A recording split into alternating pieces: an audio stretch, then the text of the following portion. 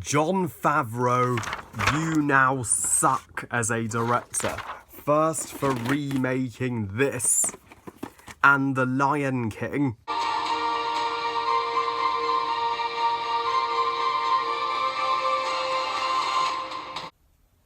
I'm the king of the swingers, the jungle VIP. I reached the top and had to stop, and that's what's bothering me. Ooby-Doo, I wanna be like you. I wanna walk like you, talk like you too. The Jungle Book, the 2016 live-action remake of the beloved Disney animated classic, directed by Jon Favreau, and tells the story, which is a combination of Rudyard Kipling's books as well as the animated Jungle Book, where everybody knows the story, so I don't need to explain it. It's paying homage to both Rudyard Kipling's books and the animated Disney classic in the form of CGI, that's all I'll say. My apologies if I called the remake superior at the time, as now I take that back. The original animated 1967 Jungle Book is certainly the superior version of the two. It has the charm, magic, and heart and soul of a Disney classic. This is a re-review. I originally reviewed the remake back in August 2016, but I've deleted the original review as it hasn't hold up, and my thoughts have dramatically changed on this remake. The more I watch this remake, my thoughts on it just decline, and freaking decline. Yeah, now this remake is just meh and inferior to the animated version. I'm sorry, but of the two live-action Disney Jungle Books to be made, I personally like the 1994 Jungle Book better, as that's used a real-life jungle, real-life animals that has more magic than this version is. Jon Favreau was once a good director, there's no denying, with Elfen's the first Iron Man, but then he went downhill rapidly with Iron Man 2, which is the worst MCU movie ever made, and now with this version of the Jungle Book, well, I guess this movie of the Disney Jungle Book movies is a little better, slightly better than Jungle Book 2, but it's still not good, I'm afraid. But let's get to my positives first, as I can compliment this movie at least for its visuals. The visual effects artists deserve a reward for the time and effort and work that they put into, making this CGI jungle look like a biological Indian jungle. I mean, it may be an artificial fake jungle, but you are convinced that they went to the jungles of India, literally. And the one decent member of the cast is Ben Kingsley as Bagheera. He fits the character best of all the cast members, and he even narrates the story as Sebastian Cobot's Bagheera in the animated version narrated the first act of that movie.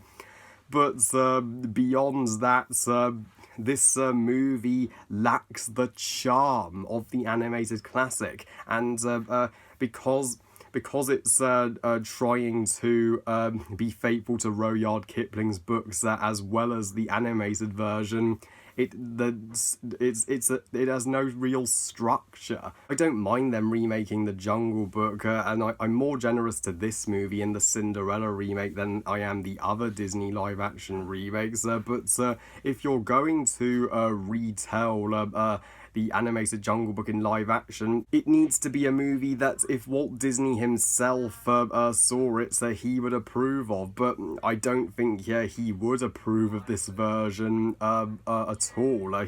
He would favour the animated Jungle Book, as that was the upbeat, happy-go-lucky movie that he planned. But this movie, there's no fun to be had. It's trying to be but in this movie, there's no fun to be had. But in this movie, there's no fun to be had. There are no parents that would think this version would be more fun for their kids than the animated movie, and the majority of the cast were incorrectly casted for me. Like Neil Sethi as Mowgli. While I will give him this. It's astonishing how he can react to literally invisible CGI characters, as few actors have been required to act with nothing but CGI. But in this version of the Jungle Book, Mowgli is whiny. But in this version, he's insufferably whiny. Seriously, he's like, I don't want to go back to the man village. Do we have to bow to the buffalo too? Seriously, I couldn't tolerate this kid. And also Bill Murray as Baloo. He's dull and lifeless. Phil Harris's Baloo was awesome. Yeah, Phil Harris's Baloo was such a jolly and lovable parental figure to Mowgli. This Baloo is a dick. He just uses Mowgli, to collect his honey for his hibernation. He doesn't give a shit about Mowgli. And Scarlett Johansson as Kaa, I don't mind a Kaa in this version being female, as it was trying to add a little more female characters, but her character has just one scene in the entire movie, and then we never see her again. So what was the purpose of Kaa in this movie? And how the heck did she was she aware that Shere Khan killed Mowgli's human father? It's never explained. And Christopher Walken's King Louie being a gigantopithecus. Sure, orangutans never technically existed in India, so they want to be more factual. But gigantopithecus is in India by the 1800s, when Rudyard Kipling's books were written, were long extinct in India. So that makes no sense either. And Idris Elba's Shere Khan, I'm not a big fan of Idris Elba as Shere Khan. His North London-y voice just doesn't fit the intimidating classic villain that we all know and love. A man becomes man, and man is forbidden. How unscary is that? Also, the elephants in this version don't talk. It would have added more to the movie had they talked. While that's not a bad moment when Mowgli rescues the baby elephant from the pits, it would have added more to that scene had the elephants talked and thanked Mowgli for rescuing him. And the vultures are entirely absent from this version. No clue why.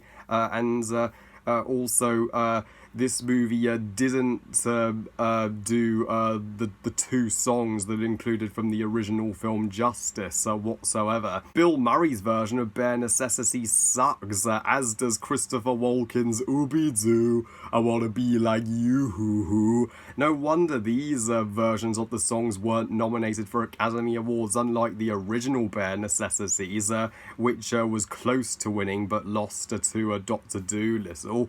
And my final flaw with this movie, it's a total rip-off of The Lion King. Seriously.